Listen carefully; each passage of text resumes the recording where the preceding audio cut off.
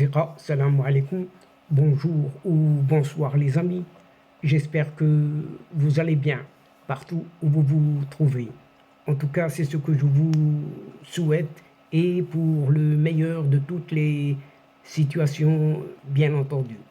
Bienvenue sur votre chaîne Bled Magharibia qui attend comme toujours vos encouragements qui nous font beaucoup de bien. Merci pour vos compliments, merci pour vos commentaires et merci surtout pour vos précieux conseils. Mais abonnez-vous pour rester informés et faites aussi abonner vos proches, vos alentours, ceux qui sont près de vous et pourquoi pas les membres de votre famille. Et cette séquence vidéo se penche sur cette lasse guerre au Sahara dont l'envoyé personnel du secrétaire général de l'ONU, cette organisation des Nations Unies, donc, pourrait fort probablement démissionner. En effet, après moins de 2 années seulement d'exercice dans ses fonctions, cet envoyé personnel du secrétaire général de l'ONU pense déjà à suivre le chemin de ses prédécesseurs et présenter sa démission. Malgré l'appui des États-Unis, cet émissaire des Nations Unies pour le Sahara occidental marocain ne cache plus son désespoir et se sent complètement abandonné par les partis et des membres du Conseil de sécurité de l'ONU. Et, chers amis, nous allons essayer de décortiquer tout cela à travers cette petite séquence. Mais qu'en est-il finalement de ce Staffan de Mistura? Serait-il tenté déjà par une démission pure et simple de son poste d'envoyé personnel du secrétaire général des Nations Unies pour le Sahara occidental marocain? Cette question, chers amis, est désormais posée et nous allons voir et nous allons tenter, selon nos moyens, modestement, d'y répondre ce qu'il en est jusqu'à présent. Eh bien, cet Italo-Suédois, Staffan de Mistura, aurait confié lui-même à plusieurs partis à New York qu'il n'écarte pas désormais la possibilité de rendre son tablier, comme l'ont fait tous ceux qui l'ont précédé à ce poste. Il est très déçu. Staffan de Mistura est très déçu du peu d'engagement de toutes les parties à reprendre le processus politique, affirme auprès d'une source proche, très proche de ce dossier du Sahara marocain. Staffan de Mistura se heurte au refus de cette Algérie, ou plutôt de son régime et de ce front Polisario que cette Algérie a créé, de reprendre leur place dans le cadre des tables rondes, ces fameuses tables rondes de Genève, rappelons-nous-en, initiées par son prédécesseur, cet Allemand Horst Köhler, avec la tenue des rounds, des tours en décembre 2018 et en mars 2019.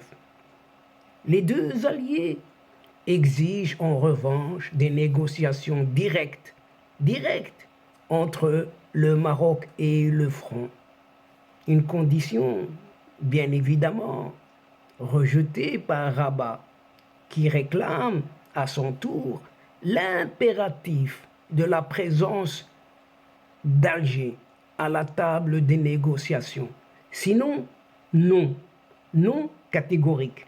Sans la participation de l'Algérie, il n'y aura pas de processus politique, avait averti déjà par le passé le représentant permanent du Royaume marocain aux Nations Unies, Omar Hillel, lors d'une réunion du comité spécial des 24 de l'ONU, tenue un certain mois d'août 2021 en République dominicain.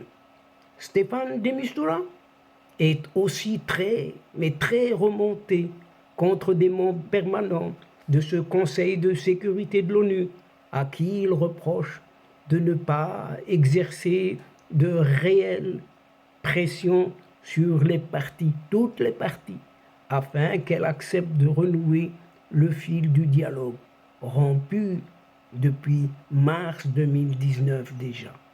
Alors que Washington tente coûte que coûte, malgré tout ce qu'il y a ici, de rassurer ce Stéphane de Mistura, puisque c'est un message que les États-Unis ont parfaitement saisi quant à cette démission probable.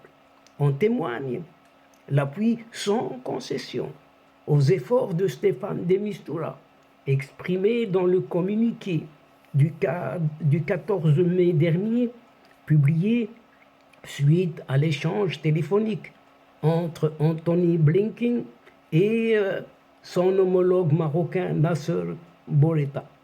Le secrétaire d'État Anthony Blinken a affirmé que les États-Unis soutiennent l'envoyé personnel du secrétaire général de l'ONU, Stéphane de Mistura, alors qu'il intensifie le processus de l'ONU sur le Sahara occidental marocain vers une solution politique, durable et digne pour le peuple du Sahara et de toute la région, a indiqué le porte-parole du département d'État américain. Ce soutien officiel de l'administration de Joe Biden vise surtout à rassurer Stéphane de Mistura dans sa fonction. L'Italo-Suédois Stéphane de Mistura a pris officiellement ses fonctions un certain 1er novembre 2021. Depuis, il n'a pas réussi à réunir les parties dans un cadre de négociation, pas une seule fois.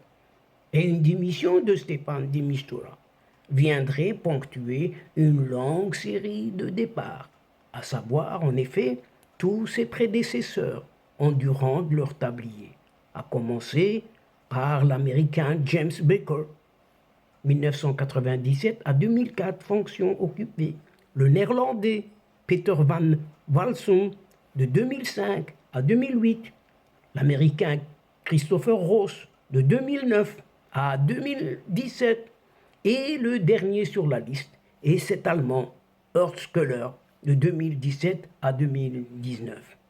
Stéphane de Mistura devra prendre la parole dans les jours à venir, très prochainement, à l'occasion d'une conférence politique organisée en Italie.